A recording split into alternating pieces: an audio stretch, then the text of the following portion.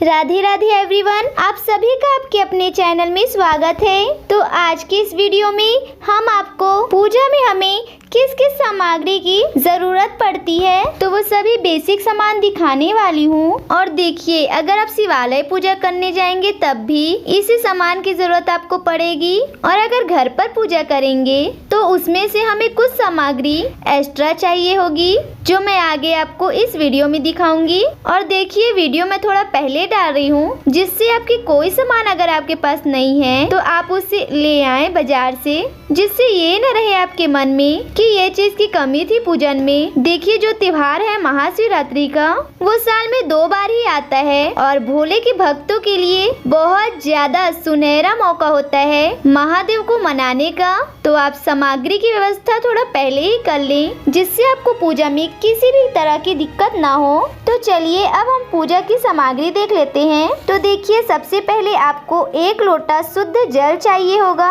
और लोटा जो है वो आप तांबे का लें तो वो अत्यंत उत्तम रहेगा।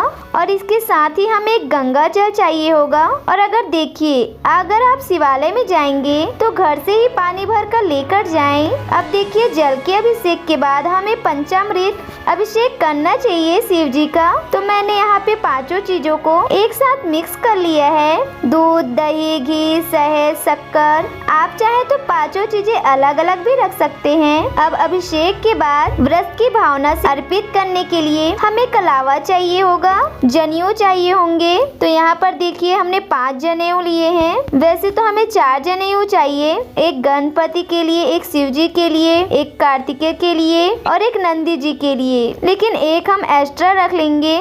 जैसे वहाँ किसी को चाहिए होगा तो उन्हें हम दे देंगे। अब इसके साथ हम शिव जी के लिए विशेष रूप से मैं यहाँ पे सफेद चंदन ले रही हूँ। आप चाहे तो अष्टगंध चंदन या फिर पीला चंदन भी रख सकते हैं, और साथ ही मैंने अष्टगंध चंदन भी रख लिया है। और इसके बाद हमें आरती के लिए कपूर चाहिए होगा। शिव पूजा में कपूर का विशेष महत्व होता है, तो आप कपूर जरूर रख लें। और देखिए, अगर आप ये दोनों चंदन ना ले जाना चाहें तो अगर आपको लगती है उसमें मिलावट होती है तो इसमें एक स्टिक आती है, एक चंदन की लकड़ी आती है, उसे भी रख सकते हैं आप। बस इसमें टाइम लगता है, उसे थोड़ा घिसना पड़ता है। साथ में थाली में मैंने एक कुमकुम का पैकेट रख लिया है। अब हम इत्र रख लेंगे। और देखिए, फाल्गुन मास की शिवरात्रि है तो आप गुलाल भी जरूर रख लें। और इसके साथ ही मैंने यहाँ पे अबीर लिया है, क्योंकि शिव जी की पूजा में अबीर का बहुत ज्यादा महत्व होता है। आपको किसी भी पूजा पाठ की दुकान में ये आसानी से मिल जाएगा। और इसके साथ एक शुद्ध हम देसी घी का दिया ले लेंगे, धूप बत्ती ले लेंगे, और देखिए, साथ में आप माचिस जरूर रख लें। और ऐसा नहीं है कि आप इसे वापस लेके आए, इसे आप छोड़ कर भी आ सकते हैं। और इसके साथ ही अगर आप देखिए कि शाम को आप शिवालय में जाते हैं तो हो सकता है आपको शिवलिंग के सामने बैठकर मंत्र जपने के लिए जगह मिल जाए, क्योंकि शाम के समय भीड़ कम होती है। तो इस तरह से हम रुद्राक्ष की माला रख लेंगे, और साथ में दक्षिणा भी जरूर रख ले जितनी आपकी इच्छा हो।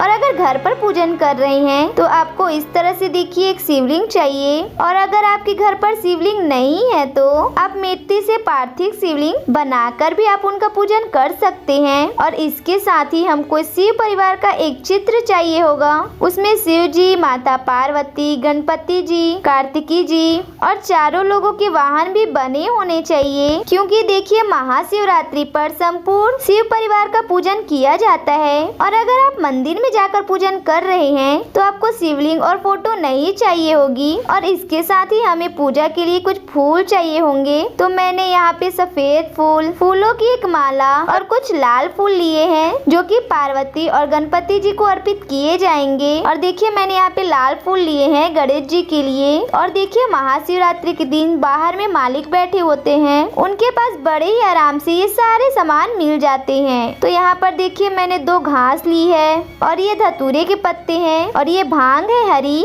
और ये आंकड़े का पत्ता है। और यहाँ पे मैंने 5 बेल पत्र लिए हैं, और एक धतूरा लिया है, और साथ ही समी पत्र लिए हैं मैंने यहाँ पे। देखिए, समी पत्र को भगवान शिव जी को अर्पित करने से बहुत ही ज्यादा पुण्य की बात है। तो चाहे आपको एक ही समी पत्ता मिल जाए तो उसे जरूर ले लें। और इसके साथ ही देखिए, महाशिवरात्रि के दिन शिव जी और माता पार्वती का विवाह हुआ था, तो वर्षगांठ के रूप में ये दिन मनाया जाता है। तो माता पार्वती जी को अर्पित करने के लिए ये 5 चीज जरूर ले लें। उसमें सिंदूर, चूड़ी, मेहंदी, महाउर, इसके अलावा और आप 16 श्रृंगार भी चढ़ा सकते हैं। और देखिए, मैंने यहाँ पे कांसे के बिछवे लिए हैं। अगर आप सक्षम हैं तो चांदी के बिछवे भी रख सकते हैं। और इसमें से कुछ सामग्री आप वहीं पे चढ़े रहने दें और 2-1 सामग्री अपने प्रसाद के रूप में लेकर आ सकते हैं। अब इसके साथ ही आप कुछ बेर ले लेंगे। महाशिवरात्रि में बेर का बहुत अधिक महत्व होता है और ये आपको इस समय पर बहुत ही आसानी से मिल जाएंगे।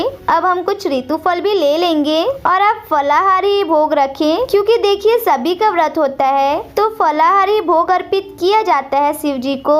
अब देखिए, अगर आप घर पर पूजन कर रहे हैं तो आप इस तरह का महाशिवरात्रि की व्रत कथा की पुस्तिका चाहिए होगी और इस पुस्तक में संपूर्ण जानकारी दी होती है शिवरात्रि के व्रत के बारे में, पूजन के बारे में। और इसी पुस्तिका में शिव जी की आरती भी दी होती है, तो आप यहाँ से देखकर आरती गा सकते हैं। और देखिए, अगर आप घर पर पूजा कर रहे हैं तो आपको एक चौकी या पटा चाहिए होगा और इस पूजा को आप मंदिर में भी कर सकते हैं अगर आपके मंदिर में जगह है तो।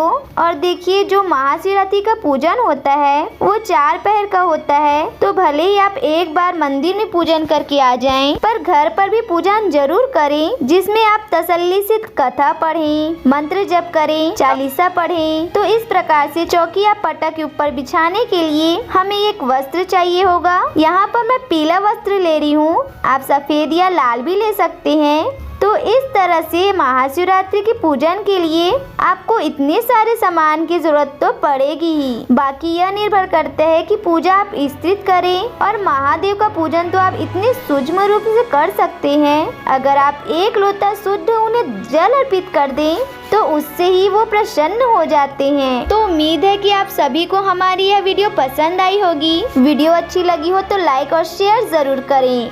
धन्यवाद।